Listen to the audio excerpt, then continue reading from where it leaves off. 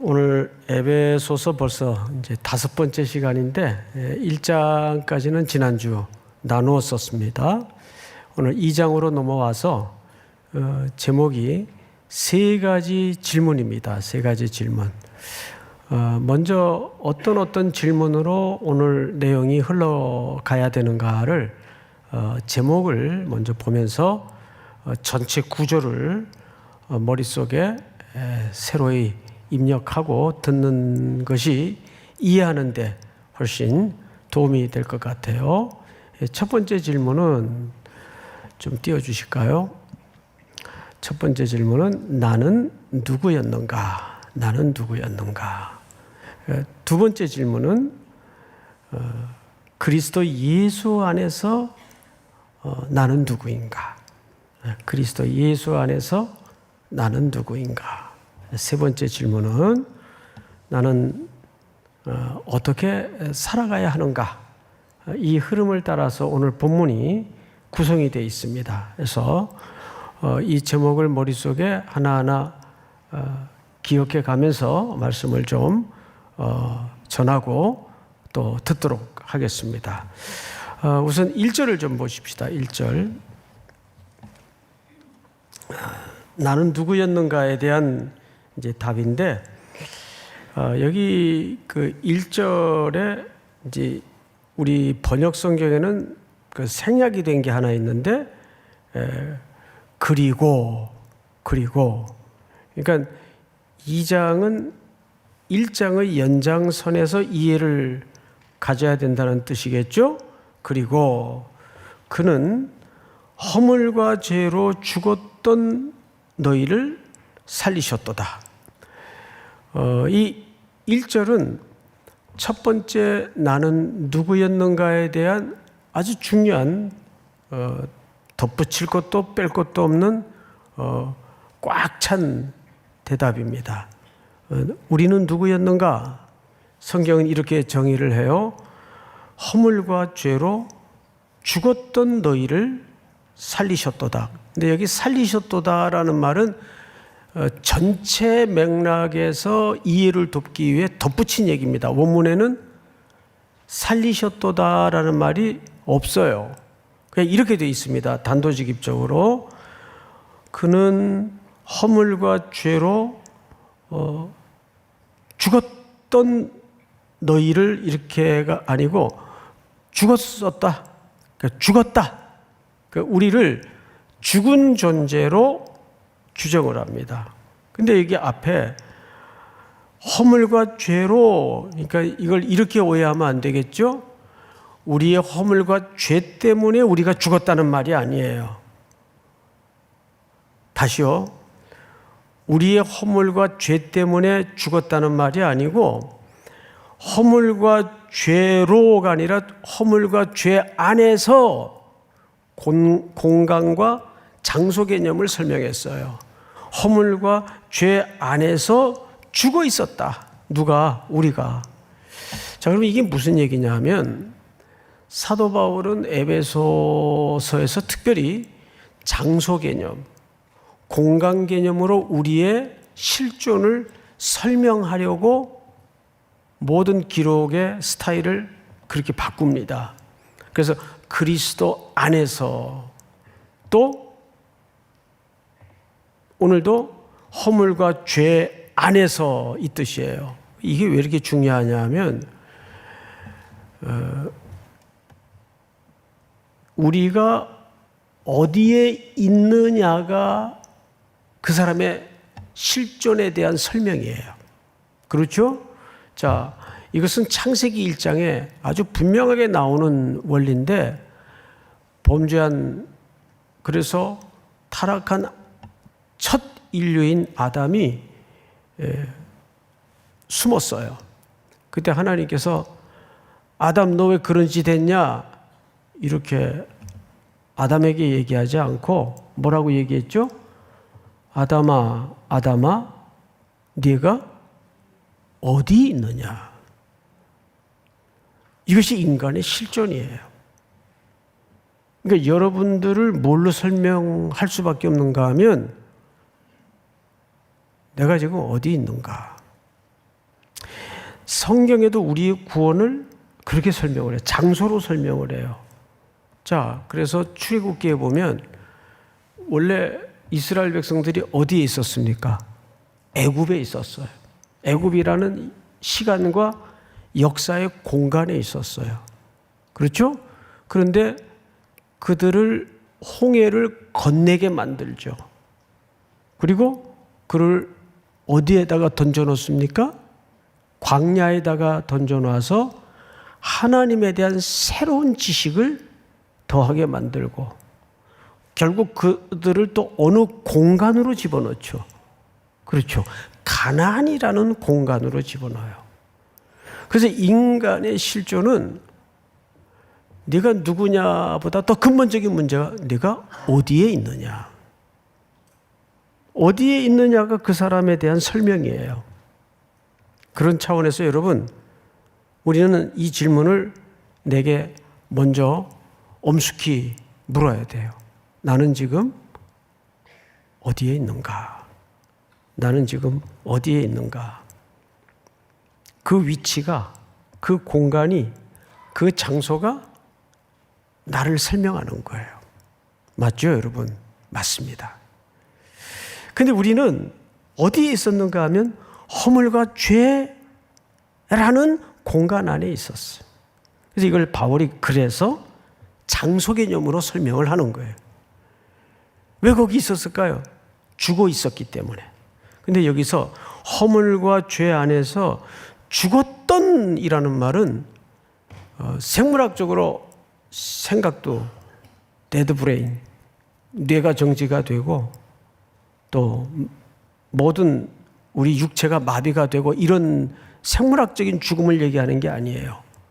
여기서 죽었다라는 말은 하나님의 생명에서 끊겨져 나갔다. 자, 여러분, 가지가 나무에 붙어 있었는데 나무에 붙어 있으면 겨울이 오죠. 그러면 나뭇잎도 떨어지고 그 가지가 마치 보기에는 죽은 것처럼 보이지만 이게 살아있다는 게 언제 티가 납니까? 봄이 되면 그 죽은 것 같이 보였던 나무 가지가지마다 새순이 돋고 잎이 연두빛이 나는 잎사귀가 맺히기 시작하면서 가을이 되면 풍성한 과실이 맺어져요. 그런데 그 가지가 나무 원 둥지에서 끊겨지면 처음에는 보기에는 살아있는 것 같아요. 멀쩡해요. 나무에 붙어있는 가지나 끊겨진 가지나 큰 차이가 안 느껴져요. 그런데 시간이 가고 세월이 흐르면 그 가지는 물기가 점점점 말라지고 잎이 다 말라서 비틀어져 가지고 바스라져 버리고 나무는 점점점 썩어요. 그러니까 이미 죽었는데 사실은 죽어가고 있었던 거죠. 그러니까 여기 죽었던이라는 말은 그 무한한 하나님의 생명의 둥지에서 끊겨진 존재다 그 말이에요. 그게 죽었던, 그러니까 생물학적인 죽음을 얘기하는 게 아니에요. 영적인 죽음을 얘기하는 거예요. 그러니까 우리는 누구였는가? 그렇게 죽었던 존재예요. 죄와 허물 가운데. 자, 그런데 성경은 조금 더 진일보해서 이렇게 설명을 해요. 그때 너희는 그 가운데서, 이것도 무슨 개념이죠? 공간 개념이에요. 그렇죠? 그 안에서, 그 가운데서 행하여 세상 풍조를 어떻게 한다고 되어 있어요? 따른다. 따른다라는 말은 길을 얘기하는 거예요. 우리 시편 1편 말씀을 들을 때 이런 말씀을 들었어요. 복 있는 사람은 악인의 길을 따르지 아니하며, 이 길을 얘기하는 거예요. 길도 하나의 장소란 말이에요. 공간이란 말이에요. 그래서 여기 우리는 그 허물과 죄라는 그 길에서 우리는 그 세상 풍조를 매력 있는 그 길을 향해서 따라가고 있었어요. 악인의 꾀를 쫓아가고 있었어요. 악인의 길에 서고 있었어요. 그럼 거기서 말하는 악인의 길이라는 건 오늘 에베소 2장에서 어떻게 설명하는가 보십시다. 풍조를 따르고 공중에 권세 잡은 자를 따랐으니 곧 지금 불순종의 아들들 가운데 역사하는 뭐라고 되어 있어요? 사탄을 얘기하는 거예요. 사탄. 그러니까 이 사탄은 공중의 권세 잡은 자예요. 여기서 말하는 공중은 가장 낮은 대기권을 표현할 때 유대인들이 쓰는 표현이에요. 그들은 일시적으로 그 권세를 자기들이 확보하고 잡은 것처럼 지금 붙잡고 있어요. 그래서 그 공간 안에서 사탄은 불순종의 아들들, 하나님의 생명의 원천에서 끊겨진 자들을 붙잡고 그들을 미혹의 길로 거짓과 속임수로 우리가 하나님을 알지 못할 때는 거기에 답이 있고 거기에 진리가 있는 것처럼 속아서 그 길을 열심히 따르고 있었어요. 그 얘기를 하는 거예요. 이게 우리의 그리스도를 알지 못했던 과거의 실존의 모습이에요. 그래서 3절을 읽어보시면 다 같이 한번 읽도록 하십시다. 시작. 전에는 우리도 다 그 가운데서 우리 육체의 욕심을 따라 지내며 육체와 마음이 원하는 것을 하여 다른 이들과 같이 본질상 진노의 자녀이었더니. 네, 본질상 진노의 자녀였는데 여기 재밌는 표현이 뭐냐면 육체의 욕심을 따라. 여러분 여기서 말하는 육체는 이런 우리 몸, 이 바디를 얘기하는 게 아니고 성경에서는 육체라는 표현이 자주 등장을 하는데 구약에 보면 아까도 이제 출애굽기 얘기를 했잖아요. 애굽에 살고 있었어요. 홍해를 건넜다는 것은 고린도전서에서 그리스도 안에서 유월절 밤을 지나 어린 양의 피의 공로로 구원을 얻었다는 표예요. 구원의 조건이 아니라 구원을 얻었다는 표가 홍해를 건넜다는 거예요. 근데 혹시 홍해를 건너자마자 이스라엘 백성들이 이제 구원을 얻자마자 영적으로 표현을 하자면 제일 먼저 마주한 일이 뭡니까? 아말렉이라는 대적을 만난 거예요. 그러니까 구원 얻은 백성들에게 처음으로 만난 대적이 아말렉이에요. 근데 이 아말렉이라는 존재가 뭐냐 했을 때 성경은 아말렉을 육체라고 표현을 합니다. 그거는 상대적 개념이기도 하지만 그 상대적 개념을 통해서 뭘 영적으로 설명하고 싶은 건가 하면 아니 구원을 얻었는데 왜 전쟁이 기다리고 있느냐 그 말이죠. 근데 그게 정상이에요.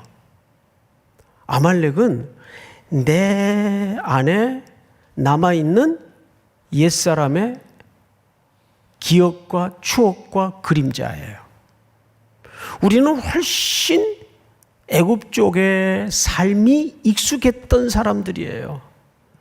그러던 어느 날 우리 수준이 바뀐 게 아니라 어린 양의 공로로 어느 날 신분이 바뀌어버렸어요. 그 사람의 신분과 그 사람의 수준은 간격이 있을 수밖에 없죠. 내가 군복을 입었다고 군인이 하루아침에 되는 게 아니잖아요. 내가 운동선수의 유니폼을 입었다고 하루아침에 운동선수가 되는 건 아니잖아요. 부단한 투쟁과 반복되는 연습과 옆에서 도와주는 코치와 감독들과 동료들을 통해서 운동선수가 되는 거예요. 똑같은 거예요, 신앙생활이. 그러니까 이 가운데에서도 뭐 예수 믿으면 만사형통하고 뭐 부자 된다고 그러고 집도 산다고 그랬는데 왜 이렇게 힘들지? 불편하고 당연하죠. 그게 정상이에요. 왜? 다시 말하지만 우리는 애굽 쪽의 삶이 훨씬 익숙했던 사람들이란 말이에요. 거지와 왕자라는 그 소설에 보면 닮은 두 사람이 역할을 바꾸죠. 그래서 거지가 하루아침에 왕자 집무실에 방에 들어가서 흉내를 내는데 깜짝까지 다들 속아요.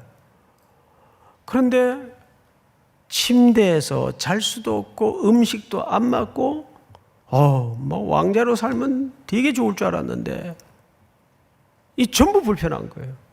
그래서 맨바닥에서 막 자고 그러죠. 그런 삶이 훨씬 익숙했으니까 똑같은 거예요. 그래서 그 일을 위해서 성령님이 우리 안에 내주하셔서 우리가 만들어지도록 계속 기다려주시고 도와주시는 거예요. 그러니까 여러분, 예수 믿었는데 왜 이렇게 힘들지? 왜 이렇게 불편하지? 따라서 합니다. 그게 정상이다. 그게 정상이다. 그게 이상한 게 아니에요. 여러분들이 잘못된 게 아니에요. 그러니까 그 부분에 대해서는 이상하게 생각하면 안 돼. 그게 맞는 거구나. 왜? 우리의 과거의 실존의 모습을 우리가 여기서 보았잖아요. 본질상 진노의 자녀였어요. 복음은 십자가의 의미는 이 고백에서부터 출발하지 않으면 기독교는 아무 의미가 없어요. 기독교는 여러분 인간을 개선해 주거나 좋은 인간으로 만드는 작업이 기독교의 본질이 아니에요.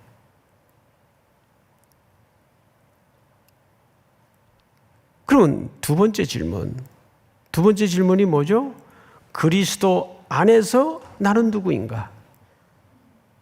그랬던 우리가 그러면 어떻게 오늘 이 예배자로 하나님의 자녀로 이 복된 공간에 함께 앉아 있을 수 있었는가? 위대한 반전이 이제 성경에서 어떻게 소개되는가? 4절을 볼까요? 본질상 진노의 자녀이었더니 여기도 하나가 빠졌어요. 그러나 이게 학자들은 위대한 반전이라고 소개합니다.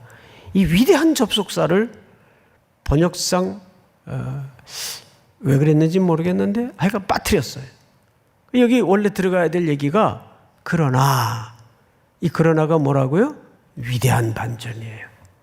그러나 하나님께서 4절을 보면 그러나 긍휼이 풍성하신 하나님이 우리를 사랑하신 그 큰 사랑으로 인하여 허물로 죽은 우리를 그리스도와 함께 살리셨고, 자, 앞을 보실까요? 여기서 살리셨다라는 말이 중심 주제가 아니에요. 여기 중심 주제는 함께라는 단어예요. 함께. 자, 여러분, 함께 살리셨다고 했을 때는 앞에 어떤 큰 전제가 이미 포함된 걸까요? 함께 죽었다는 말도 됩니다. 그래야 함께 살리셨다는 말이 성립이 되겠죠.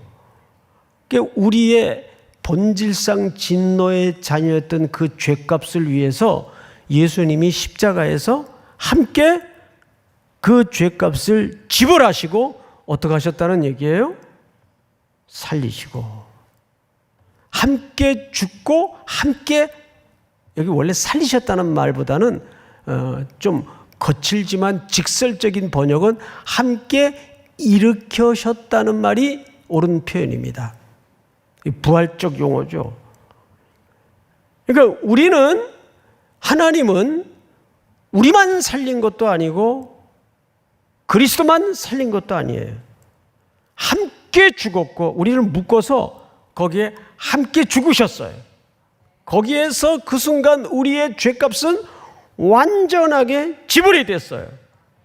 그러면 이제 우리는, 청년들은 그런 질문을 종종 하더라고요. 그 죄값이 다 지불됐다는데 왜 아직도 내 안에 이렇게 죄가 들끓나요? 그러니까 내가 이 구원은 뭐라 그랬어요? 지불됐지만 수준은 시간과 공간 속에서 이루어져 가도록 돼 있어요. 믿습니까? 그러니까 신앙생활은 결코 뭐든지 단박에 되는 법이 없어요. 그 신앙생활이라는 건 비결이 없어요. 단박에 어떻게 돼요? 그 평생 한 종목의 운동만 하는 선수들도 실수를 합니까? 안 합니까? 엄청 하죠. 엄청 하죠. 국가대표로 국가대표까지 뽑히려면 여러분 얼마나 어마어마한 그냥 밥만 먹고 그것만 하는 사람들이에요. 그 중에서도 제일 잘하는 사람들을 뽑아놨는데도 이 골대 앞에서 골키퍼가 없는 노마크 찬스였는데도 똥볼을 날려요. 2002 월드컵 때 기억나시죠? 그 독수리라는 별명을 가진 모 선수가 후반전에 교대로 들어와서 이건 노마크 찬스예요. 불어도 들어갈 판이에요. 예? 근데 이쪽에서 달려오더니 세상에 근데 어느 나라하고 그 미국전인가 아마 그랬을 것 같아요. 지금 또 열심히 텔레비도 자주 나오고 그래요. 예? 그걸 세상에 한국을 들었다 놨죠 그때. 예? 그거를 똥볼을 날려요. 그 사람이 축구 못하는 사람이에요? 잘하는 사람이에요. 그래서 우리는 이 시간과 공간 속에서 우리의 구원이 오늘도 만들어져 가고 있어요. 그러니까 서로가 도와줘야 돼요. 서로가 기다려줘야 돼요. 서로가 참아줘야 돼요. 믿습니까? 자, 성경을 보십시다. 4절을 보시면 5절을 보시면 허물로 죽은 우리를 그리스도와 함께 이게 일으키셨다 그 뜻이에요. 그리고 6절을 보니까 또 함께 일으키사, 여긴 제대로 번역을 했네요. 일으키사 그리스도 예수 안에서 함께 어떻게 하셨어요? 앉히시니. 자, 앞을 보실까요? 이거 제가 에베소서 강해를 하면서 지난주인가요? 말씀을 드렸죠? 예수님은 어디에 앉아 계세요? 지금. 네, 그럴 줄 알았어요. 예수님은 지금 어디에 앉아 계세요? 하나님 보좌 우편에 앉아 계세요. 맞죠? 예. 그런데 보좌 우편에 앉아 계신다는 뜻은 왜 거기 앉히신다고요? 하나님의 모든 것을 유업으로 이을 상속자로 앉히신다는 뜻이에요. 내 앞으로의 모든 대권을 이 아들에게 물려줄 것이다. 모든 이 땅에 이 온 나라의 권세를 이 아들에게 물려줄 것이라는 의미로 우편에 앉히는 거예요. 그런데 이것도 어마어마한데 거기에 우리를 거기에 함께 앉히셨대요. 전혀 감각이 없죠. 예? 너무 엄청난 거는 그렇게 감각이 없어요. 여기 송택은 이야기입니까? 성경의 약속입니까? 성경의 약속이 함께 죽고 함께 일으키시고 그 부활이 기독교의 목적이 아니에요. 부활은 중요한데 십자가도 중요한데 그 너무 더 어마어마한 우리의 현실이 기다리고 있는데 하나님 보좌 우편에 우리를 원론적으로 지금 앉혔어요. 그것을 지금 시간 속에서 만들어가고 있을 뿐이에요. 믿으십니까?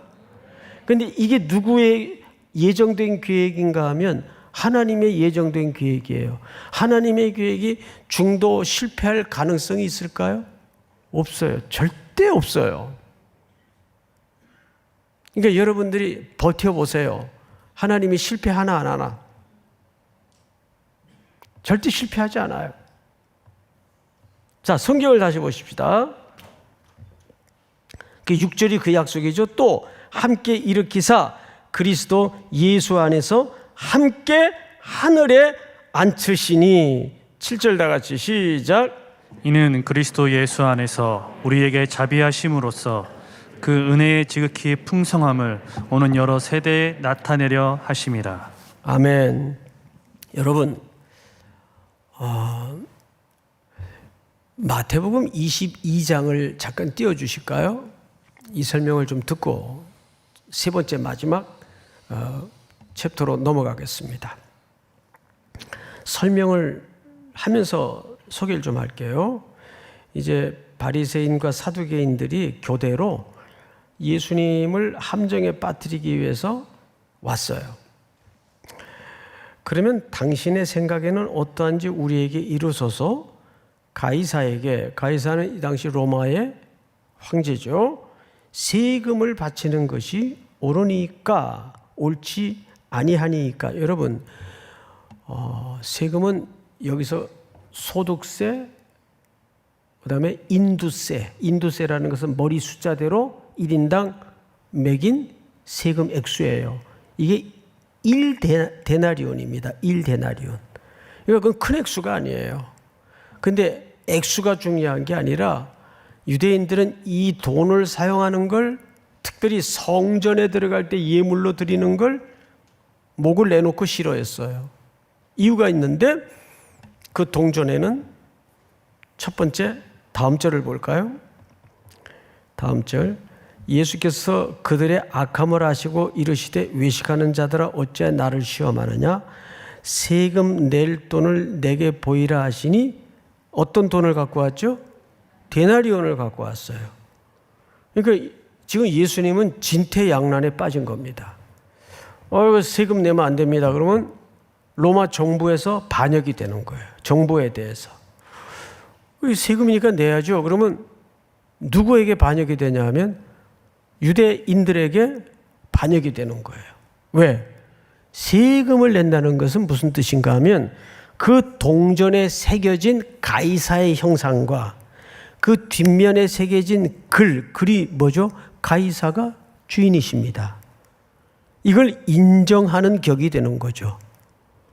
그래서 유대인들은 이걸 극도로 혐오하고 싫어했어요. 그러니까 이렇게도 바리새인들과 종교 당국자들에게 걸리게 돼 있고, 이렇게 대답을 해도 로마 정부에 또 반역이 되게 돼 있고, 어려움에 빠진 거죠.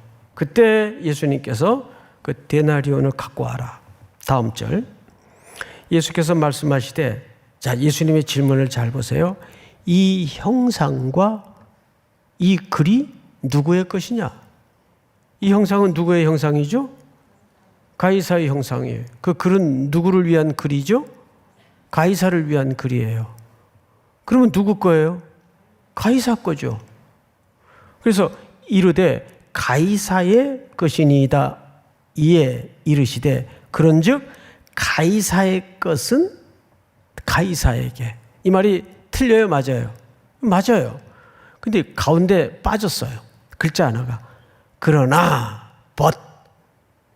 그러나, 이 그러나는 앞에 전체 부정을 얘기하는 거예요. 그러나 하나님의 것은 하나님께 바치라. 자, 여러분, 그러면 자, 하나님께 바칠지 가이사에게 바칠지 선택하라는 얘기가 이건 아니에요. 이거 선택으로 잘못 이해해서 이 종교 그 세금 낼 때 이 본문 가지고 얘기들 많이 하는데 이거 전혀 거기에 관련된 본문도 아니에요. 이 본문은 무슨 뜻인가 하면 형상과 글에 힌트가 있어요. 저와 여러분들은 누구의 형상대로 지음받았어요? 창세기 1장에 보면 하나님이 우리를 창조하실 때 하나님의 형상대로 지어서, 그럼 우린 당연히 누구 거예요? 옳지. 우린 하나님의 것이에요. 그러니까 이 말은 세상의 것에 동조하는 사람들은 그 사람한테 바쳐라. 그러나 우리는 하나님의 형상으로 지음받은 존재이기 때문에 당연히 우리의 일생은 누구에게 드려져야 된다? 하나님께 드려져야 된다. 그래서 여기 잘 보시면 21절에 이르되 가이사의 것이니이다. 이에 이르시되 그런즉 가이사의 것은 가이사에게 하나님의 것은 하나님께 어떻게 하라 돼 있어요? 여러분, 이 바치라는 말이 무슨 뜻인지 아세요? 이렇게 드린다라는 개념이 아니에요. 제자리에 되돌려 놓는다, 장소 개념이에요.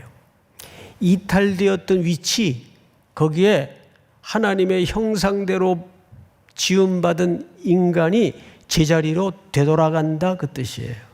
그게 하나님께 바치는 거예요. 되돌려 놓는다, 장소 개념이에요. 여러분, 복음은 여기서부터 출발하는 거예요. 자, 그래서 다시 오늘 본문으로 돌아가면 7절 보세요.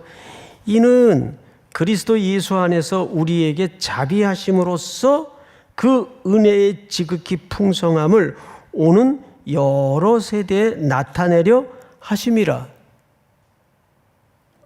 오는 세대들에게 오고 오는 역사를 넘어서 이 복음이 나뉘어지고 이지러졌던 하나님의 형상들이 복원이 되어서 원래의 자리로, 아담도 원래의 자리로 되돌려 놓기 위해서 하나님의 아드님이신 아담이 아담의 모습으로 몸을 입으시고 이 땅의 마지막 둘째 아담이자 마지막 아담으로 오신 거예요.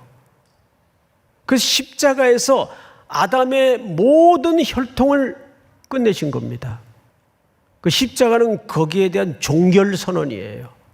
첫 아담의 모든 죄악을 둘째 아담이자 마지막 아담이신 예수 그리스도께서 거기서 다 빚을 청산하신 겁니다. 믿습니까? 왜 그렇게 하셨는가?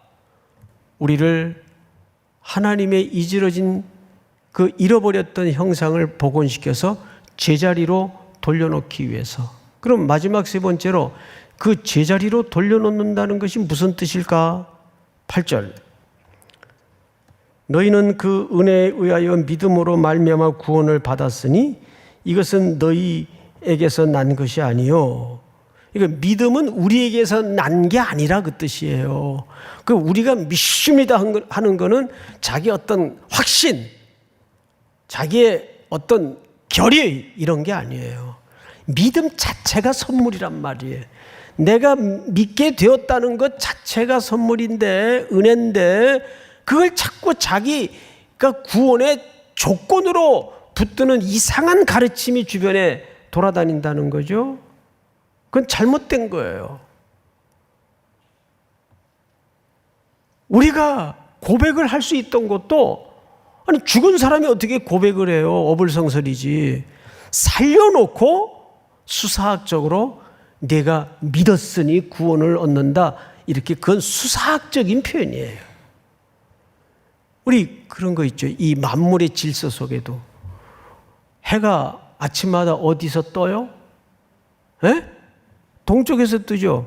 근데 이게 과학적으로 맞는 표현이에요? 근데 아무도 누가 그거는 과학적으로, 물리학적으로 그건 틀린 겁니다, 이러는 사람은 없어. 그런 맹꽁이가 어디 있어요? 해가 뜨는 게 아니죠. 지구가 자전을 통해서 태양 주위를 돌고 있는 거 아니에요. 물리학적인 원리를 따지자면. 누가 그런 과학적 설명으로 태양이 뜨는 거를 설명을 해요? 그걸 우리는 문학적 표현이라 그러죠. 마찬가지예요. 내가 믿었다는 것도 결국 하나님께서 생명의 선물을 그리스도를 통해 주셨기 때문에 그제서야 눈이 열어져서 제가 믿습니다. 그런데 하나님은 잘했다, 착하다, 그걸 전부 내 공로로 돌려주시더라고요. 그러니까 우리는 자랑할 게 없는 거예요. 그래서 오늘 에베소 2장 8, 9절이 전부 그 얘기 아니에요? 하나님의 선물이라. 9절 다 같이 시작. 행위에서 난 것이 아니니 이는 누구든지 자랑하지 못하게 함이라. 예. 여러분, 심지어는 선한 일도 자랑하지 마세요. 교회 브랜드도 자랑하지 마세요. 그것도 싫어해요, 하나님께서.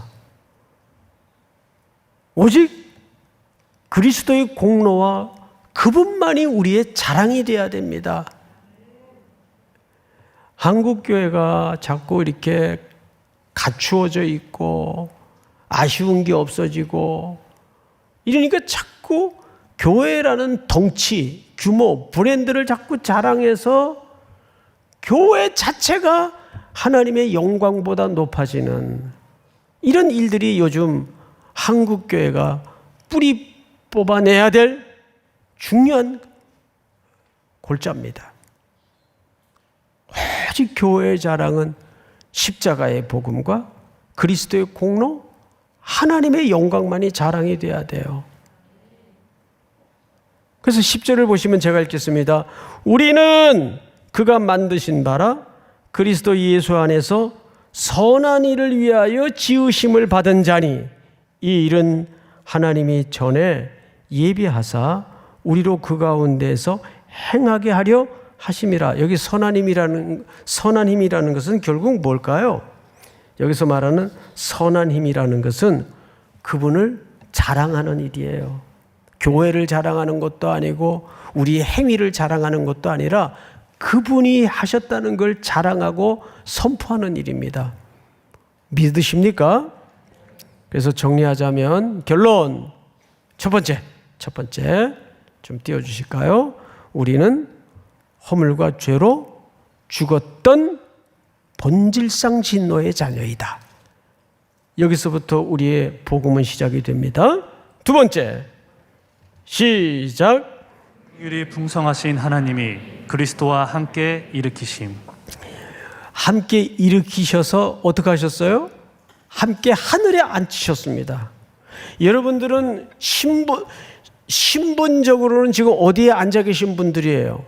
하늘에 하나님 우편 보좌에 예수 그리스도와 함께 앉아 계신 분들이에요.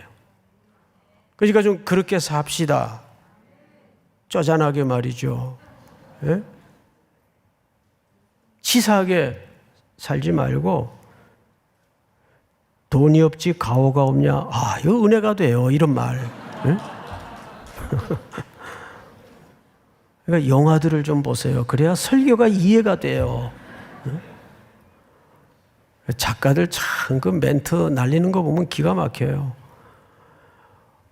우리가 이 땅에서는 영구한 공간이 아니기 때문에 조금 부족하게 가지고 있으면 어때요? 그렇다고 뭐 세끼 굶기를 하겠습니까? 근데 중요한 것은 우리는 실리를 근거로 사는 사람들이 아니고 우리는 명분이에요. 목숨보다 중요한 게 하나님의 자녀라는 명분이에요. 믿습니까? 세 번째 시작. 선한 일을 위하여 그 가운데 행하게 하심. 자, 선한 일은 뭐라고요? 선한 일을 자랑하는 거라고요? 교회를 자랑하는 거라고요? 하나님을 자랑하는 거예요. 하나님이 하셨습니다. 저희가 한 게 아닙니다.